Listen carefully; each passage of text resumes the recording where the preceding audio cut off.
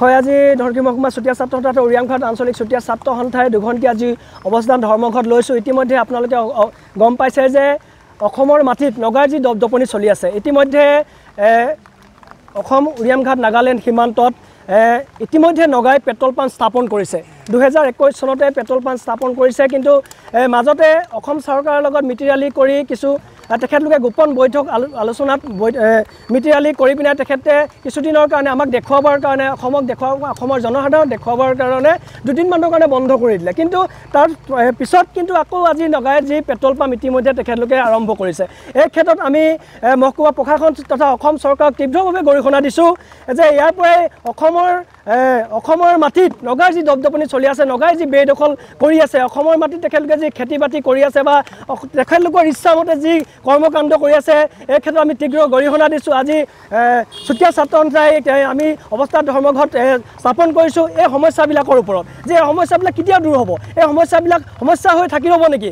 ইমান অত দিনৰ পৰা আজি বৰ্ডাৰ বিভিন্ন সমস্যাত জড়িত হৈছে। ইয়াত বিভিন্ন জাতি জনগোষ্ঠীৰ মিলনভূমি, গতিকে বিভিন্ন জাতি জনগোষ্ঠী এক হৈ আমি আজি বিভিন্ন কৰ্মক্ষেত্ৰত আগবাঢ়ি গৈ আছোঁ। কিন্তু তাৰ ক্ষেত্ৰত কৰ্ম কৰি যাবলৈ যাওঁতে বা কৰ্ম কৰিবলৈ যাওঁতে আজি বিভিন্ন সময়ত নগাই কি কৰিছে, বাধা দিছে। কিন্তু এই ক্ষেত্ৰত কিন্তু অসম চৰকাৰ তথা প্ৰশাসনে কোনো ধৰণৰ গুৰুত্ব দিয়া নাই।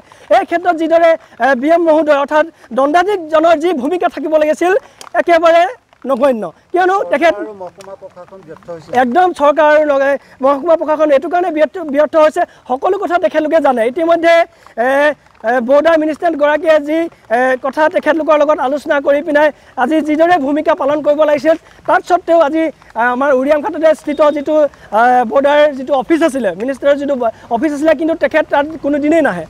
কিয় এইটো কাৰণে নাহে যে তাতে ইতিমধ্যে গম পাইছে যে বিভিন্ন জীৱ জন্তুৱে তাতে বাস কৰিব লৈছে, চৰাই চিৰিকটিয়ে বাস কৰিব লৈছে, তাতে বিভিন্ন পাৰ চৰাই বাহ লৈছে। গতিকে এইটো বৰ লাজৰ কথা। গতিকে তেখেতকো আমি ইয়াৰ পৰাই সকীয়াই দিব বিচাৰিছোঁ। তেখেতে সীমান্ত দণ্ডাধীশ, যিহেতু তেখেতলোকক সীমান্তৰ কাম কৰিবলৈ চৰকাৰে নিয়োগ কৰিছে, গতিকে সীমান্তৰ কাম কৰক। গতিকে তেখেতৰ বিভিন্ন বেলেগ কাম কৰিবলৈ আমি কোৱা নাই বা চৰকাৰে নিৰ্দেশ দিয়া নাই। গতিকে সীমান্তত থাকি সীমান্তৰ সমস্যাবিলাক দূৰ কৰক, ইয়াৰ পৰা তেখেতক সকীয়াই দিছোঁ আমি। আৰু উৰিয়ামঘাটৰ বিভিন্ন সমস্যাই জড়িত হৈছে, যেনেকৈ উৰিয়ামঘাট এখন সকলোৱে জানে, উৰিয়ামঘাটখন জাকত জিলিকা কৰিব লাগে, কাৰণ ইয়াত বিভিন্ন সমস্যা জড়িত হৈ আছে। উৰিয়ামঘাট প্ৰথম কথা পৌৰসভালৈ পৰিণত কৰিব লাগে। ইয়াত বিভিন্ন নলা নৰ্দমাৰে ভৰিলে সামান্য কৃত্ৰিম বানতে বানপানীৰ সৃষ্টি হয়। এই বানপানীসমূহ দূৰ কৰিবৰ কাৰণে ইয়াতে নলা নৰ্দমাসমূহ ভালকৈ চাফ চিকুণ কৰিব লাগে। আৰু ইয়াতে যিটো ষ্টেণ্ড আছে, বাছ ষ্টেণ্ড হওক বা গ্ৰাম্য ষ্টেণ্ড আছে, যিটো বিভিন্ন গম পাইছোঁ ইতিমধ্যে বিভিন্ন বেদখল হৈ আছে, এই বেদখলৰ পৰা মুক্ত কৰিব লাগে। ইয়াতে বিভিন্ন ব্যক্তিয়ে কি কৈছে, ঘৰ বনাইছে। এই ঘৰবিলাক অতি শীঘ্ৰে ইয়াৰ পৰা প্ৰশাসনে ভাঙি তেখেতলোকক এই বেদখল মুক্ত কৰিব লাগে। আৰু ইয়াতে এখন চিকিৎসা মহাবিদ্যালয় আছে, চিকিৎসা মহাবিদ্যালয় উন্নতি কৰিব লাগে। 24 ঘণ্টা ইয়াতে ডক্টৰ নাৰ্ছ থাকিব লাগে, কাৰণ ইয়াতে বিভিন্ন ৰোগী আছে। ৰোগীবিলাক ক'লৈ যাব লাগে, গোলাঘাটলৈ যাবগৈ লাগে বা গোলাঘাট যোৰহাট বিভিন্ন স্থানলৈ যাব লাগে। এইসমূহ বিভিন্ন সমস্যাই জড়িত হৈ আছে। গতিকে এই সমস্যাবিলাকৰ দাবীত আজি চুতীয়া ছাত্ৰ সন্থাই আজি আমি কি কৰিছোঁ, এই দাবী ৰূপায়ণ কৰিছোঁ। এই দাবীৰ পৰা পুনৰবাৰ তেখেতলোকক সকীয়াই দিব বিচাৰিছোঁ যে এই দাবীসমূহ শীঘ্ৰে ৰূপায়ণ কৰক, নহ'লে ইয়াৰ পিছত ইয়াতকৈ আমি জংকী আন্দোলন কৰিবলৈ বাধ্য হ'ম। ধন্যবাদ। জয় অসম।